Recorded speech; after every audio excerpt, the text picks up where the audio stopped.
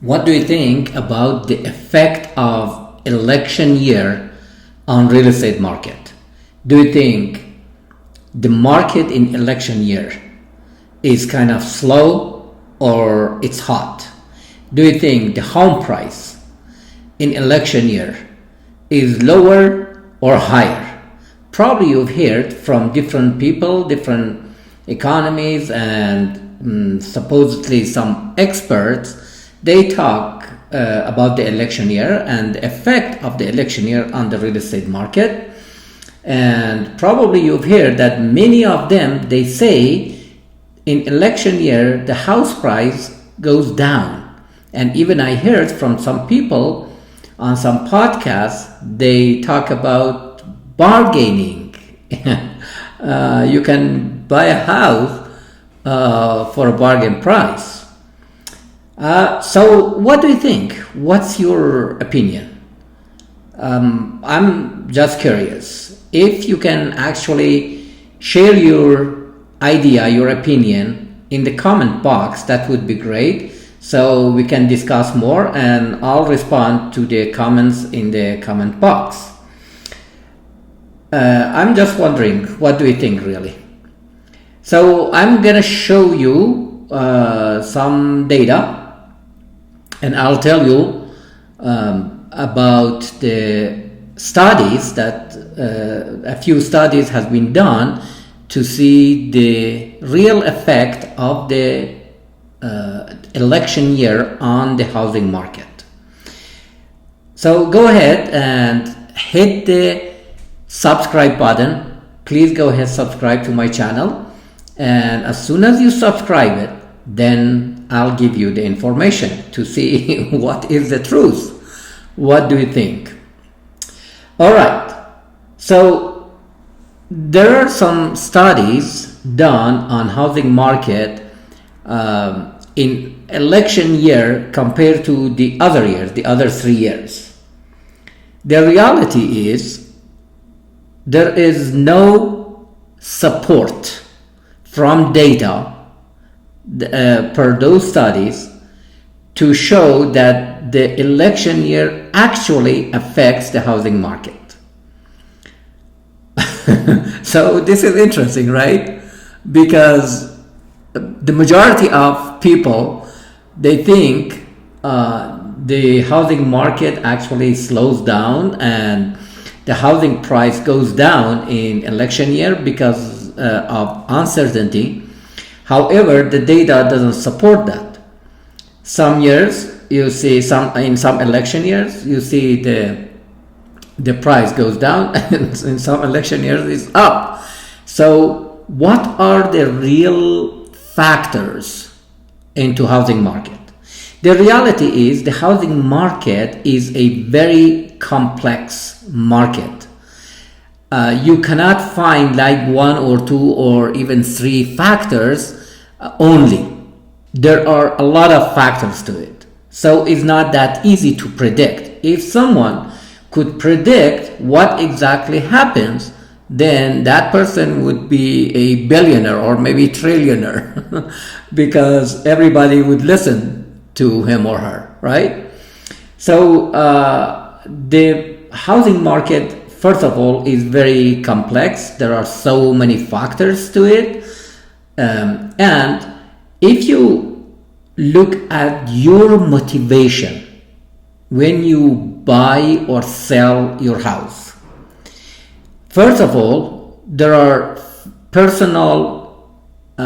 factors in your personal and professional life and your family life that determine when you decide to sell your house or buy a house, or maybe sell and buy. That's internal to your family and your personal and professional life. From outside, the supply and demand and the interest rate are the main determinant factors. However, these are not the only factors. There are so many other factors to it, including inflation, including the certainty or uncertainty in the society, and how people predict and what kind of information are fed by the media to the mind of people. So there are so many factors to it. It's not unfortunately predictable. So with this kind of introduction and explaining about the election year and the effect of election year on housing market, let's look at the market update for the month of October and to see what happened in this election year or election month, maybe just right before November, before the election day. So please go ahead and subscribe, and please go ahead and share this video with your family and friends. That would help me to expand my channel.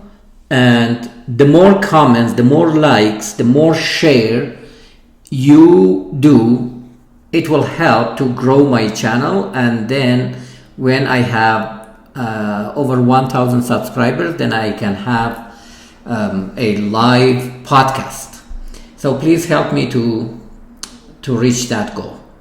So let's see what was going on in Colorado in housing market in October, which now the report is for November, but the numbers are actually from October.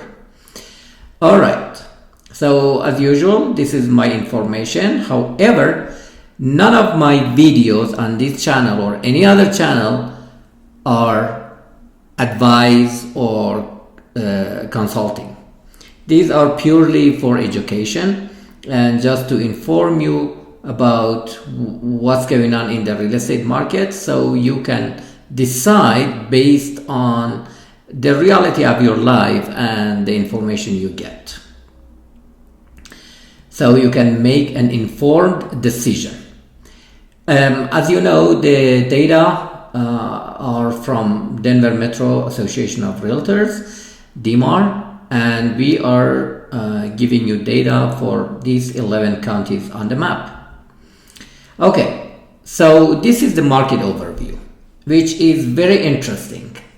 So as you see, the active listing at month's end, so compared to month of September, it went down slightly 1.5%, but compared to last October, the active listing went up by 46%.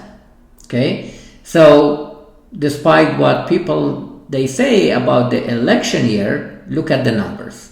Okay, the new listings compared to September this year went down by 7%, but compared to last October, it went up by 22.5%. Pending, it means under contract. So under contract went up both compared to last month and compared to last year, last October, which compared to last October, it went up by almost 22%.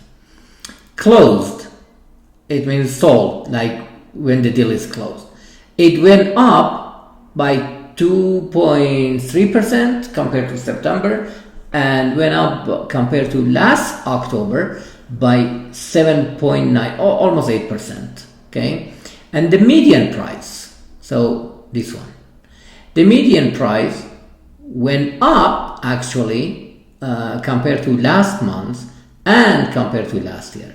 So the median price went up again to close to 600,000. Last month it was about this is September, it was 575. Okay, and last October was 581. But here in this October, it was 599.9 or 599,975, which basically close to 600,000. Days on market, it went up both compared to last month and compared to last year, which significantly up actually compared to last year by 62%. So last October, the average days on market was 32 days, And September this year it was 40 days, and in October it was 44 days. This is just the average. In some areas actually are higher than that. And when we got close to the election, the days on market actually went up significantly in many areas. And close price to list price went down, both compared to last month and to last year. It means people didn't pay their full price, and the majority of houses were sold, they paid a little bit less, so 98.6% of the listing price. Okay, this graph is interesting. So this is active listings. Okay, each graph you see is representative of 1 year. Okay, and this is 2024. So as you see, the number of active listings is a little bit above 11,000 houses on the market. And if you compare the number, this is all residential. Okay, so this is detached, and the blue one is attached, and this dark green is the total residential. And if you compare these compared to last several years, you see it's really higher. So the supply is higher. Let me show you another graph that is even more interesting. So look at this. This is the same. This part is the same that I showed you in the previous slide. As you see, the number of active listings, 11,000. And if you compare it to past several years, is almost similar to 2012. And this part from 2008, 9, 10, 11 up to 12 is the aftermath crash of 2008. So you see the number of active listing in 2008, 9, 10, 11 was significantly higher than the number of sold houses or closed houses, okay, when the deal was closed. So this orange is the sold houses, the green one is the active listings. As you see, the active listing is high this year, and there is a big gap between the active listing, which is still going higher than before, and the number of closed houses, the closed deals, is down actually. And if you compare this graph right here, if you see my cursor, this graph is 2024, and with 2023 actually are similar, but compared to previous years, actually the number of closing or closed deals are less than before. As you see, there's a big gap here. Probably is a bad sign. However, because the amount of equity that every house or homeowners they have it's a good amount. I cannot tell you like the percentage or something, but many people, they have good amount of equity. However, it may not last long. So this is not a good sign. Okay, if they didn't have this much equity in their homes, that could be the sign of not a very good market, maybe crash or something.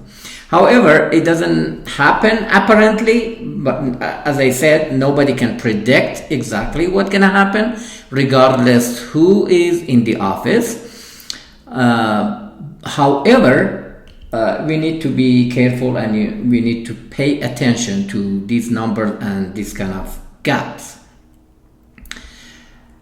And this is the pending sales. As you see, the pending sales actually is lower too. It means under contract, okay? Is lower than the previous years. And this one is the median price. This is the average, the above like this light green, this is average, but I'm more interested in median price for housing.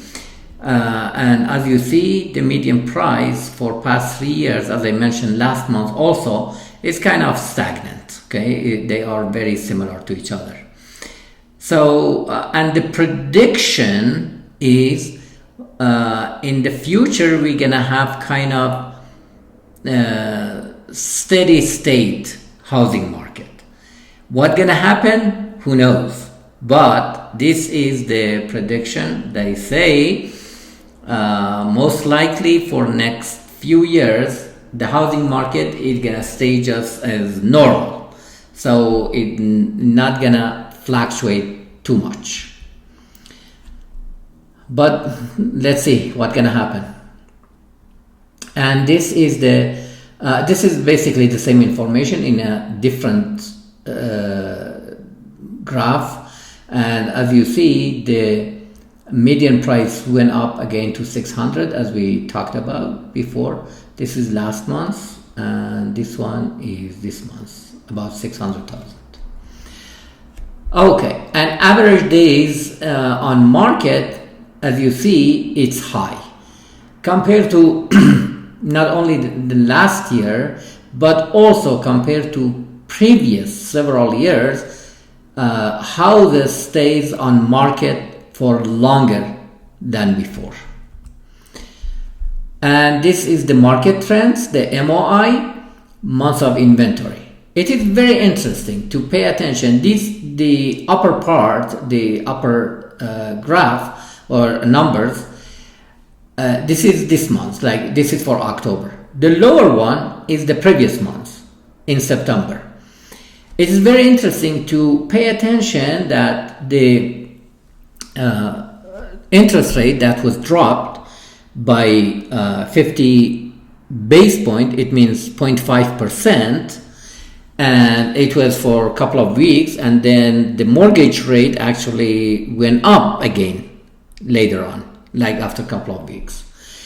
However, the effect of that interest rate reduction is very interesting, that you see for the houses above 2 million, that was the month of inventory was 11 months, it came down to 6 months.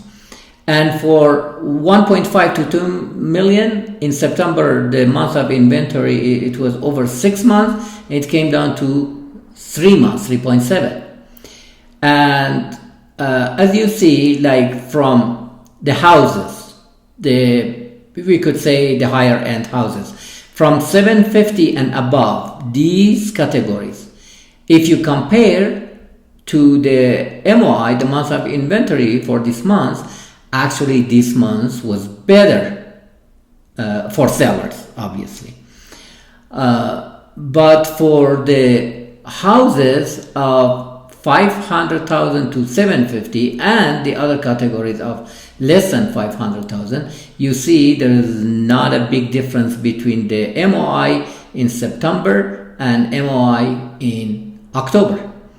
So this is the information you got. This is based on the numbers, real data, and now you can make your informed decision, and now you can form your opinions to see how the real estate market really works. And this is my information again, and please go ahead, subscribe to my channel, like it if you get some information, good information from this video, and other videos, obviously.